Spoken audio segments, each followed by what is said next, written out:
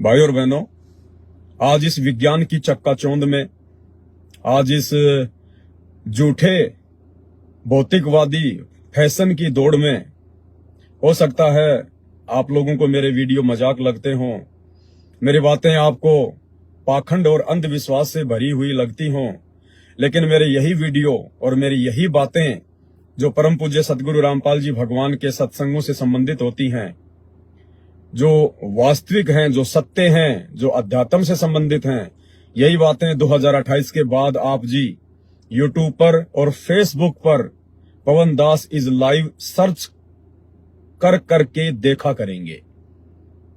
ये बाकी दुनिया भर के फालतू के वीडियो किसी के कोई मतलब के नहीं रहेंगे। जो लोग फालतू की बातों को लेकर अपना समय और समय बर्बाद करते हुए चंद पैसों के लिए यूट्यूब से, फेसबुक से चंद पैसे कमाने के लिए, अपने झूठे शौक पूरा करने के लिए 10-10 मिनट के, 5-5 मिनट के, 15-15 मिनट के रील, शॉर्ट वीडियो, फालतू के एंटरटेनमेंट के जो वीडियो बनाते हैं, इनको कोई नहीं देखा करेगा, कोई भी नहीं देखा करेगा। ये बहुत नीचे चले जाएंगे। लोग अगर सर्च करेंगे तो भी ये वीडियो नहीं देख पाएंगे। आने वाले समय में यूट्यूब और फेसबुक पर परम पूज्य सतगुरु रामपाल जी भगवान के सत्संग, और उसके बाद में ये साध संगति के वीडियो जो आपका ये छोटा भाई पवन दास बना बना कर आप भाई बहनों तक भेज रहा है, केवल यही वीडियो सबसे ज्यादा चला करेंगे। बाकी आज जितने भी धर्मगुरु हैं, हिंदू, मुस्लिम, सिख, ईसाई, जैनी, किसी भी धर्म से संबंधित हैं, वो लोग भी दिन रात वीडियो बना बना के डाल रहे हैं। आज उनके वीडियो लोग मिलियंस में देखते हैं, लेकिन क्योंकि उनकी जो भक्ति है, उनकी जो साधना है, वो शास्त्रों के विरुद्ध है। जैनियों की भक्ति जैनी शास्त्रों के विरुद्ध है, हिंदुओं की भक्ति वेदों और गीता जी के विरुद्ध है, मुसलमानों की भक्ति इबादत, कुरान, तौरेत, जबूर, इंजिल, हदीसों के विपरीत है, सिखों की भक्ति गुरु ग्रंथ साहिब के विरुद्ध है, ईसाइयों की भक्ति बाइबल के विरुद्ध है। और आने वाले समय में कोई भी लोग इन वीडियोज को नहीं देखा करेंगे। आज चाहे कोई कितना बड़ा किसी भी धर्म का यूट्यूबर हो, चाहे कोई धार्मिक संस्था से जुड़ा हुआ व्यक्ति हो, चाहे कोई पोप, पादरी, मुल्ला, मौलवी, पंडित, काजी, कोई भी क्यों ना हो, इनके वीडियो किसी काम के नहीं।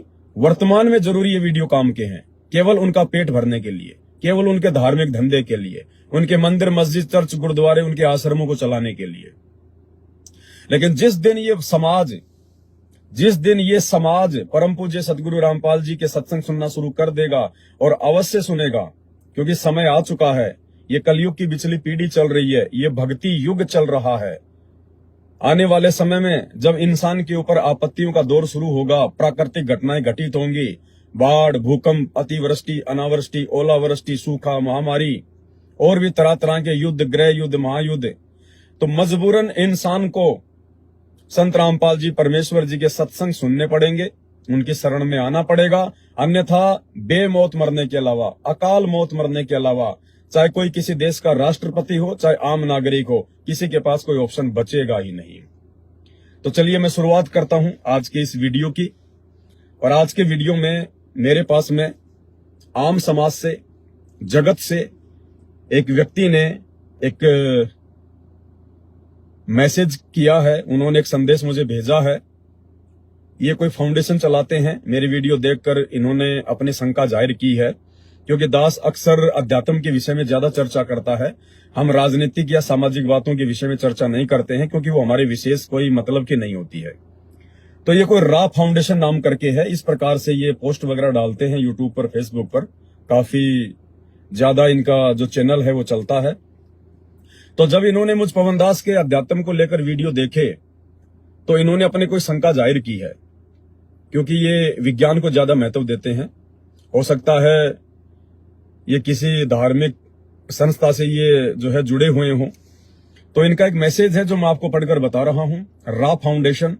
रा फाउंडेशन के नाम से आप जी यूट्यूब या फेसबुक पर जाके जो है सर्च भी कर सकते हैं। रा फाउंडेशन का है ये। महाभारत केवल एक कहानी है, कोई इतिहास नहीं, और श्री कृष्ण, अर्जुन, ये सब काल्पनिक पात्र हैं। अगर ऐसा नहीं है तो मेरे चंद सवालों के जवाब देकर दिखाओ। इन्होंने मुझे कुछ सवाल जो है भेजे हैं। तो इनका सवाल है, भगवत गीता के अध्याय 4 में जिस सूर्य को सबसे पहले गीता का ज्ञान बताया गया है, उस सूर्य का इतिहास क्या है? जाहिर है आसमान में आग के गोले को तो ज्ञान नहीं रहा होगा। इन्होंने सवाल किया है कि श्रीमद् भागवत गीता जी के अध्याय नंबर 4 में श्री कृष्ण जी अर्जुन जी को गीता का उपदेश देते समय कह रहे हैं कि उन्होंने सबसे पहले ये ज्ञान जो कुरुक्षेत्र के मैदान में अर्जुन को बताया गया था कि अर्जुन सबसे पहले मैंने ये ज्ञान सूर्य को दिया था। तो इनके मन में शंका उत्पन्न होगी कि जो सूर्य हम देख रहे हैं ये तो एक आग का गोला है, ये कोई इंसान थोड़ी है, कोई व्यक्ति थोड़ी है, इसके कोई आंख नाक कान थोड़ी है, तो सूर्य को कैसे ज्ञान सुनाया, सूर्य ने कैसे ज्ञान को सुना। तो इनके मन में एक डाउट पैदा हो गया, शंका पैदा हो गई, और ये चाहते हैं कि इनकी शंका का समाधान किया जाए, क्योंकि कहीं भी इनकी शंका का समाधान नहीं हुआ। जहां भी इन्होंने कोशिश की, इन्होंने प्रयास किया, तो सामने बैठा हुआ जो व्यक्ति है वो इन्हीं के जैसा विज्ञान को सब कुछ मानने वाला होगा, और विज्ञान को ही सब कुछ मानने वाला व्यक्ति कभी भी किसी के सवालों का संतुष्टिपूर्ण जवाब नहीं दे सकता, क्योंकि विज्ञान तो एक छोटा सा पार्ट है, अध्यात्म का, भक्ति का एक छोटा सा पार्ट है। यानी आपको मैं यूं कहूं कि ऊंट के मुंह में जीरे के समान भी नहीं है वर्तमान की विज्ञान, जिसके ऊपर दुनिया फूली फूली फिर रही है। भाई और बहनों, अब मैं इस भाई के सवाल का जवाब आपको दूंगा, ज्ञान आधार से दूंगा, अध्यात्म के आधार से दूंगा। देखिए, वर्तमान में इंसान अध्यात्म, भक्ति और भगवान से कोसों दूर हो चुका है। कारण क्या है? क्योंकि जब आप वास्तविक अध्यात्म को जानने का प्रयास करेंगे, और वास्तविक अध्यात्म आपको किसी भी आचार्य, शंकराचार्य, संत, महंत, मंडलेश्वर के सत्संगों से जानने को नहीं मिलेगी। ये जितने भी यूट्यूब पर दिन में 10-15 आचार्य, शंकराचार्य नए खड़े हो जाते हैं, ये तो केवल अपनी बकवाद करते हैं। इनके पास में अध्यात्म का कोई ज्ञान नहीं है। आजकल कोई एक गीता वगैरह की स्टडी जो है वो करवा रहा है, क्या नाम है उनका, आचार्य लिखते हैं अपने आप के, IIM से वो पास आउट है, क्या नाम है उनका, प्रशांत आचार्य या ऐसा कुछ नाम है, आचार्य प्रशांत। तो काफी कुछ आजकल वो अपने धार्मिक धंधे के लिए, अपने बिजनेस के लिए समाज को गुमराह कर रहे हैं, गीता जी के लेसन लोगों को पढ़ा रहे हैं, जबकि उनको गीता जी का कै ख ग भी नहीं पता। आचार्य प्रशांत जी को गीता जी की ABCD में नहीं पता कि गीता जी है क्या, उनको गीता शब्द की डेफिनेशन का नहीं पता, गीता लोगों को क्या पढ़ाएंगे। लेकिन वही बात है, अंधों में काना राजा, कुछ ऐसी कहावत है कि लोगों को कुछ भी बता दो वो बात स्वीकार कर लेंगे। सामने वाला थोड़ा ठीक ठाक बोलना सीख लेता है, भाषा में थोड़ा सा उसके अट्रैक्शन होता है, दूसरे लोगों से अच्छा नहा धो के, बाल वाल बा के, कपड़े उपड़े पहन के सबके सामने बैठा होता है, तो उसका थोड़ा सा जो है अट्रैक्शन होता है। जैसे जब किसी व्यक्ति की शादी होती है, तो भले गांव में उस व्यक्ति को कोई भी इज्जत ना दे, गांव में उसको फालतू का आदमी कहें, लेकिन जिस दिन उसकी शादी होती है उस दिन वो सबका राजा होता है, उस दिन वो सबका मुखिया होता है। अगर वो शादी के लिए मना कर दे ससुराल में जाने के बाद, घोड़ी पर चढ़ने के बाद, तो जितने भी गांव वाले उसको जो बावड़ा कहा करते थे, भला बुरा कहा करते थे, फालतू का इंसान कहा करते थे, सबको खाली पेट वापस आना पड़ेगा, भूखे पेट वापस आना पड़ेगा। कोई एक लड्डू भी नहीं खिलाएगा उन गांव वालों को, चाहे कितना बड़ा सेठ क्यों ना हो। तो उस दिन उस आदमी का विशेष महत्व होता है, वो उन सभी इंसानों में सर्वोपरि होता है, मुखिया होता है, घोड़ी पर बैठ के चलेगा, मुकुट लगा के चलेगा। तो इसी प्रकार ये थोड़े से समय के लिए ये आचार्य, शंकराचार्य, संत, महंत, ये जितने भी धार्मिक संस्था से जुड़े हुए मुल्ला, मौलवी, पंडित, काजी, ये थोड़े से समय के लिए अपने आप को ये यूट्यूब के ऊपर आचार्य और शंकराचार्य बनाकर थोड़े बहुत ये पैसे तो कमा सकते हैं लोगों से, ये तालियां तो जो है ये पिटवा सकते हैं ये अपने जो है सम्मान में, लेकिन अंत में ये सब के सब नीचे गिरेंगे। अंत में इन सबको भगवान की आवश्यकता पड़ेगी, इन सबको संत रामपाल जी की आवश्यकता पड़ेगी, उनके सत्संग सुनने की आवश्यकता पड़ेगी। क्योंकि किसी भी धर्म के धर्म शास्त्रों का यदि वर्तमान में कोई संपूर्ण ज्ञाता है, पूर्ण विद्वान है, इस पृथ्वी पर ही नहीं पूरे ब्रह्मांड में, पूरी सृष्टि में, तो केवल परम पूज्य सतगुरु रामपाल जी हैं। आज नहीं तो कल मानना पड़ेगा। तो दास का कहने का मतलब है, भाई ने जो सवाल किया है उसका जवाब ये है कि भाई और बहनों, आजकल अपने आप को वेल एजुकेटेड समझने वाले 4 अक्षर देश विदेश में या किसी अच्छी सी इंजीनियरिंग कॉलेज में या किसी यूनिवर्सिटी में पढ़कर और ये विज्ञान को ही भगवान मानने वाले जो लोग हैं, उनकी छोटी बुद्धि पर हम संत रामपाल जी के भक्तों को जो है बड़ा रहम आता है। बड़ा जो है वो तरस आता है उनके ऊपर, हमारे को दया आती है कि बाहर से तो ये बड़े वेल एजुकेटेड दिखाई देते हैं, बड़े पढ़े लिखे दिखाई देते हैं, और अंदर से बिल्कुल ये इलिटरेट है, अशिक्षित है, अज्ञानी है, इनको अध्यात्म का कह भी नहीं पता इन लोगों को। और यही लोग जो आज ये 4 अक्षर विज्ञान के सीख कर, ये पढ़कर, ये मोबाइल, टेलीविजन, इंटरनेट वगैरह की ये खोज वगैरह ये करके अपने आप को ये पता नहीं क्या समझने लग गए हैं। अक्सर में ये 0/0 हैं, 0/0। यही लोग जो आज विज्ञान को भगवान से बड़ा बताने में लगे हुए हैं और साबित भी करने में लगे हुए हैं, लेकिन हर बार ये मुंह की भी खाते हैं, हर बार ये मुंह की खाते हैं, लेकिन फिर भी अहंकार में हार नहीं मानते। क्यों नहीं हार मान रहे? क्योंकि इनके पास में दूसरा कोई ऑप्शन नहीं है वर्तमान में। विज्ञान के अलावा किसी और को भगवान मानने के अतिरिक्त इनके पास में कोई ऑप्शन नहीं है, क्योंकि इनको अध्यात्म की जानकारी नहीं है। अब यही लोग, यही अपने आप को वेल एजुकेटेड समझने वाले, कहने वाले, यही लोग यदि आज से 300 साल पहले धरती पर पैदा होते, 300 साल पहले, और उस समय यदि कोई मेरे जैसा व्यक्ति इनको कहता कि भाई देखो अध्यात्म में बहुत बड़ी पावर है, और विज्ञान एक बहुत बड़ा एक जो है एक पावरफुल एक पदार्थ है, और आने वाले समय में 300 साल के बाद में 1,000 टन की जो गाड़ियां होंगी वो आसमान में उड़ा करेंगी, 1,000 टन की गाड़ियां, और 500 लोगों को, 700 लोगों को बैठाकर, और 500 किलोमीटर, 1000 किलोमीटर एक घंटे में लोगों को पहुंचा दिया करेंगी। आने वाले 300 साल के बाद में ऐसा समय आएगा, एक विज्ञान आएगी, शास्त्रों में लिखा हुआ ये पहले से कि चौथा जो युग है वो कलयुग है, और कलयुग का मतलब होता है मशीनरी युग। उस युग में हर काम जो है वो मशीनों से हुआ करेंगे। क्यों हुआ करेंगे? क्योंकि पहले के जो 3 युग हैं, सतयुग, त्रेता, द्वापर युग, उस युग में व्यक्ति के पास उसकी भक्ति होती थी, उसके पास उसके जो है पुण्य हुआ करते थे, क्योंकि जो सृष्टि है ये पाप और पुण्य के आधार से चलती है। सृष्टि को कोई वैज्ञानिक नहीं चला रहा, सृष्टि को कोई मंडलेश्वर नहीं चला रहा, सृष्टि को कोई प्रधानमंत्री या किसी देश का राजनेता नहीं चला रहा। पाप और पुण्य के आधार से ये सृष्टि जो है वो चलती है। तो 3 युगों में लोगों के पास में उनकी भक्ति हुआ करती थी, भक्ति की शक्ति से सारे काम हुआ करते थे, उनके वचन में शक्ति होती थी। लेकिन जब चौथा युग आएगा, ये कलयुग, तो उस समय इंसान के पास में भक्ति नहीं होगी, वो आडंबर करेगा, पाखंड करेगा, जिसके चलते उसके वचन में शक्ति नहीं होगी, शास्त्रों के विरुद्ध लोगों को ज्ञान देगा और स्वयं वो ग्रहण करेगा, तो उसकी जुबान में शक्ति नहीं होगी, उसके पास में सिद्धि नहीं होगी। तो उस समय ये मशीनों से सारे काम हुआ करेंगे, और ऐसी ऐसी मशीनें बन जाएंगी, ऐसी ऐसी मशीनें बन जाएंगी।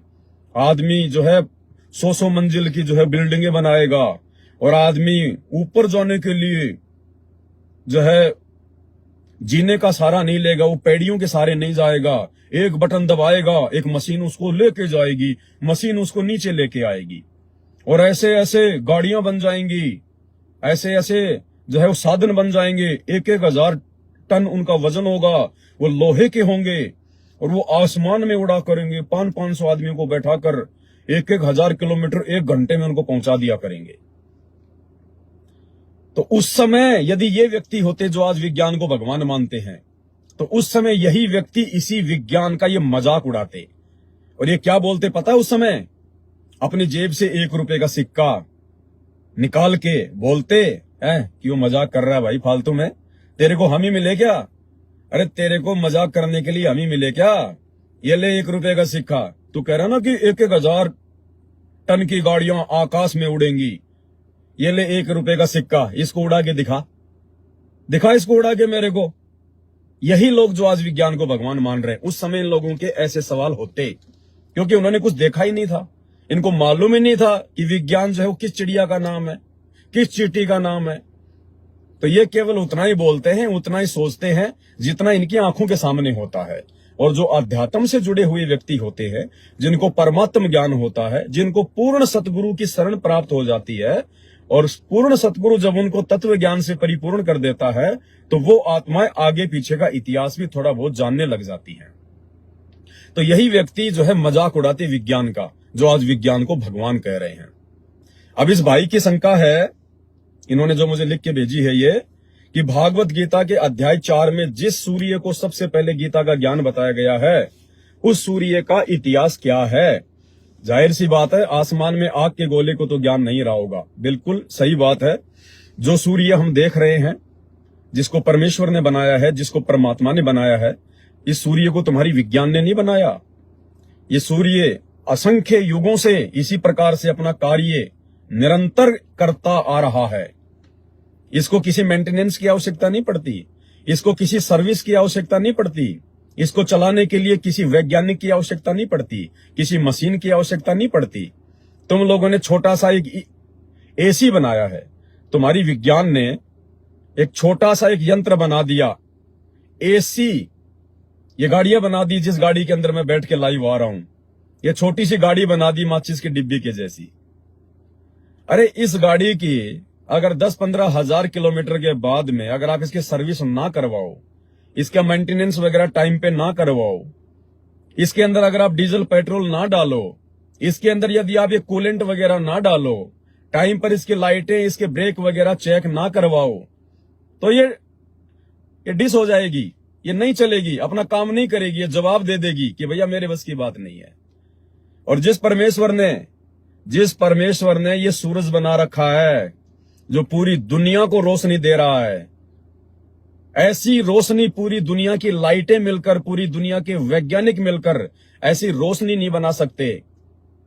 और जो बिना किसी मेंटेनेंस के, बिना किसी जो है मतलब किसी सर्विस के, और दिन रात अपना कार्य कर रहा है। तुम्हारे बल्ब तो फ्यूज हो जाते हैं, तुम्हारी गाड़ियां तो एक्सीडेंट हो जाती हैं, ज्यादा गर्मी हो जाए तो इंजन गर्म हो जाता है, आग लग जाती हैं। ये है तुम्हारी विज्ञान, ये है तुम्हारी विज्ञान की औकात। अध्यात्म के आगे अपने आप में विज्ञान ठीक है, सफिशिएंट है आज हमारे लिए। आज इसकी आवश्यकता भी थी, लेकिन क्यों आवश्यकता थी, ये एक विषय दूसरा है, इसके बारे में मैं आपको बहुत बार जो है बता चुका हूं। लेकिन जो लोग विज्ञान को भगवान मानते हैं, उनको मैं कहना चाहता हूं कि उस परमात्मा की विज्ञान के आगे, जिस परमेश्वर ने अपनी शक्ति से सूरज बनाया, जो इस पृथ्वी से 13 लाख गुना बड़ा है, कितना 13 लाख गुना जो है वो विशाल है। अब उसको किसी फैक्ट्री में तो नहीं बनाया जा सकता ना, उसको किसी फैक्ट्री में तो नहीं बनाया होगा, कोई वैज्ञानिक तो नहीं लगे होंगे उसको बनाने के लिए, क्योंकि उसके अंदर कोई पाइप वगैरह, कोई रोड वगैरह, कोई नली वगैरह नहीं लगी है। परमेश्वर ने अपनी वचन शक्ति से 1 सेकंड में इस पृथ्वी से 13 लाख गुना बड़ा ये सूर्य, जो इस पृथ्वी सहित सभी ग्रह और उपग्रहों को रोशनी दे रहा है। आज देवलोक में भी यही सूर्य रोशनी दे रहा है, इस पृथ्वी पर भी यही सूर्य रोशनी दे रहा है, पाताल में भी यही सूर्य रोशनी दे रहा है। और तुम वैज्ञानिकों ने जो एक हेलोजन लाइट बनाई है, एक छोटी सी लाइट बनाई है, वो केवल एक कमरे में रोशनी दे सकती है, दूसरे कमरे में भी नहीं दे सकती। जिस गाड़ी में तुमने लाइटें लगा दी, ये रात्रि में केवल तुम्हारे को थोड़ा बहुत 200-300 मीटर का जो है दिखा सकती है, इससे ज्यादा कुछ नहीं कर सकती। तो कुछ नहीं, उस परमेश्वर की विज्ञान के आगे ये वर्तमान की भौतिक विज्ञान, जिसके ऊपर इंसान फिदा हो रहा है, भक्ति से कोसों दूर हो चुका है, नास्तिक होता जा रहा है कि भगवान कुछ नहीं है, विज्ञान ही सब कुछ है। ये तुम्हारी विज्ञान, ये भौतिक विज्ञान उस परमेश्वर की आध्यात्मिक विज्ञान के आगे तो चींटी के पैर के समान भी नहीं है, चींटी के पैर की समान। और आने वाले समय में इस विज्ञान को भी परमात्मा इसकी औकात दिखा देंगे, और दिखा रहा है परमात्मा। अगर तुम्हारी विज्ञान ही सब कुछ है, तुम्हारी विज्ञान सब कुछ कर सकती है, तो उस परमात्मा ने तो वर्तमान में 50-50 डिग्री का तापमान कर दिया। अरे ये मई के महीने में, अभी तो जून बाकी है, मई के महीने में पूरा देश जो है झुलस रहा है, 48 डिग्री सेल्सियस तापमान हो गया। उस परमेश्वर की विज्ञान ने कर दिया, सूर्य ने कर दिया। 50 डिग्री का तापमान लोगों को झेलना पड़ रहा है, सरकारें रोडों पर फव्वारे लेके खड़ी है, लोगों के ऊपर फव्वारे मार रही हैं। उस परमेश्वर की विज्ञान ने 50 डिग्री का तापमान कर दिया। अब तुम्हारी अगर विज्ञान में कोई औकात है, कोई दम है, अगर तुम्हारी विज्ञान ही भगवान है, तो डाउन करके दिखा देना तापमान को, 1 डिग्री भी डाउन करके दिखा देना, कर दो अगर औकात है तो। अरे ठंडक कर दो देखे ठंडक। चींटी के पैर के बराबर भी नहीं है उस परमेश्वर की विज्ञान के सामने भौतिक विज्ञान। और वो परमात्मा जो वैज्ञानिकों का वैज्ञानिक है, वो अगर चाहे तो इस 50 डिग्री के तापमान को 1 मिनट में बारिश करके वो 20 डिग्री पर ले आएगा। 20 डिग्री पर, और पूरी दुनिया के लिए, पूरे भारत के लिए। तुम कितनी एसी लगा सकते हो? तुम जितना एसी लगाकर ठंड पैदा करते हो, उससे ज्यादा तो बाहर जो है तुम लोग जो है गर्मी पैदा करते हो। कितनी गर्मी फेंकती है वो एसी? कुछ नहीं कर सकता इंसान। विज्ञान की कोई औकात नहीं है। तो भाई जो कह रहा है कि भागवत गीता के अध्याय 4 में जिस सूर्य को सबसे पहले गीता का ज्ञान बताया गया है, उस सूर्य का इतिहास क्या है? जाहिर है आसमान में आग के गोले को तो ज्ञान नहीं होगा। बिल्कुल भाई और बहनों, अक्सर शास्त्रों में भी इस बात का जिक्र है, और ये रियलिटी है, हकीकत है। जो लोग अध्यात्म से जुड़े हुए हैं उनको केवल विश्वास है, नास्तिक लोगों को विश्वास नहीं है। उनको तो जब विश्वास होगा जब उनके ऊपर चोट पड़ेगी, जब ये विज्ञान फेल होना शुरू हो जाएगी। हम जो सूर्य देख रहे हैं आसमान में, आग का गोला, ये सूर्य कोई देव नहीं है, ये सूर्य कोई देवता नहीं है, ये सूर्य कोई भगवान नहीं है। यही तो आप लोगों की छोटी सोच है। आप लोग केवल इसी सूर्य को भगवान मान चुके। आपने इसी सूर्य को एक देवता मान लिया। ये जो चांद है आसमान में, आपने इसको एक जो है वो देवता मान लिया। चांद देवता, चंद्र देवता। दुनिया भर के लोग सुबह सुबह जल का लोटा लेके और इसी सूर्य को देवता मानकर जल जो है अर्पण करते हैं। ये उनकी मूर्खता है, ये उनकी नादानी है। उनको आध्यात्मिक ज्ञान नहीं है। ये सूर्य देवता नहीं है, भगवान नहीं है, कोई देव नहीं है। इसके ऊपर जो कंट्रोल करता है, इस सूर्य के ऊपर जो कंट्रोल करता है, असल में वो है सूर्य देव। और वो जो देव है वो एक व्यक्ति है, एक इंसान है, आप और हमारी तरह है। वो जो व्यक्ति है वो कहीं और बैठा होता है, और ये जो आग का गोला है ये कहीं और है। वास्तव में जो सूर्य देव है वो कश्यप ऋषि का बेटा है, जो कि सूर्य के ऊपर जो है वो कंट्रोल करता है। ये सूर्य देवता नहीं है। जिस प्रकार आपको मैं सामान्य भाषा में समझाऊं, क्योंकि बिना अध्यात्म के इंसान की बुद्धि नहीं खुल सकती। जिस प्रकार हमारे देश में बहुत सारे विभाग हैं, एक बिजली विभाग है, एक परिवहन जो है विभाग है, तो जिस प्रकार बिजली विभाग के ऊपर एक व्यक्ति का जो है कंट्रोल होता है, जिसको हम कहते हैं बिजली मंत्री। बिजली मंत्री, अरे तो वो बिजली मंत्री कोई बिजली थोड़ी है। वो बिजली मंत्री को हाथ लगाओगे तो कोई वो करंट थोड़ी मारेगा। भारत देश को या जिस भी राज्य में कोई बिजली मंत्री है, उस राज्य में जो बिजली की जो सप्लाई की जा रही है, जिससे लोगों के घरों में लाइटें जलती हैं, पंखे चलते हैं, फैक्ट्रियां चलती हैं, वो बिजली मंत्री के कान में कोई मतलब वायर थोड़ी लगा रखे हैं। वो बिजली मंत्री के कोई तार थोड़ी लगा रखे हैं जो वो बिजली मंत्री सबको जो है वो पावर दे रहा है। नहीं, बिजली एक डिपार्टमेंट है। इलेक्ट्रिसिटी जो है एक वो डिपार्टमेंट है। उस डिपार्टमेंट के ऊपर उस बिजली मंत्री का जो है वो अधिकार है, आधिपत्य है। वो उसको कंट्रोल करता है। जय हो, जय हो, जय। तो वो उसके ऊपर कंट्रोल करता है।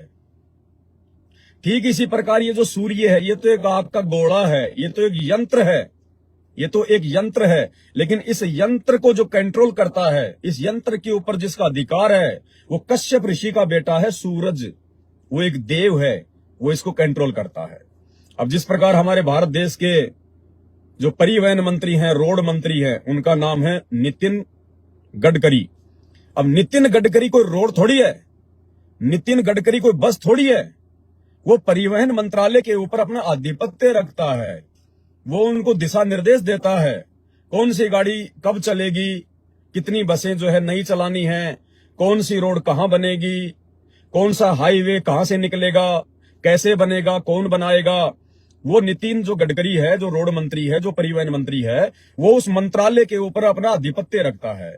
तो ठीक का गोला है, जिसके विषय में ये विज्ञान को भगवान मानने वाला भाई रा फाउंडेशन वाला, जिसको अध्यात्म की छींट नहीं है, जानकारी नहीं है, इसने अपनी छोटी बुद्धि से ये आइडिया लगा लिया कि गीता जी के अध्याय 4 में भगवान श्री कृष्ण अर्जुन को जो ज्ञान दे रहे हैं, उसमें कह रहे हैं कि अर्जुन सबसे पहले मैंने ये ज्ञान सूरज को दिया था। तो इन्होंने सोच लिया कि इस सूरज को दिया होगा जो ये आग का गोला है। नहीं, इस सूरज को नहीं दिया।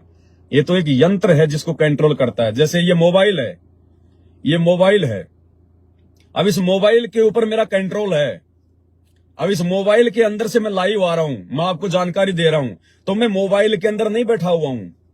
ये मोबाइल मैं नहीं हूं, ये मोबाइल जो है ये अलग है, और इस मोबाइल के माध्यम से जो मैं आपको संदेश दे रहा हूं वो मैं बाहर बैठा हूं।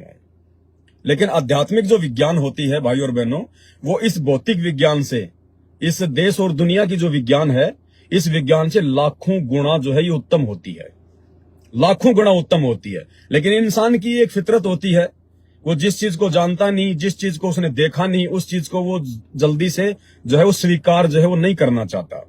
तो ये तो उसकी अपनी सोच है, उसकी अपनी सोच अध्यात्म में नहीं चलती है।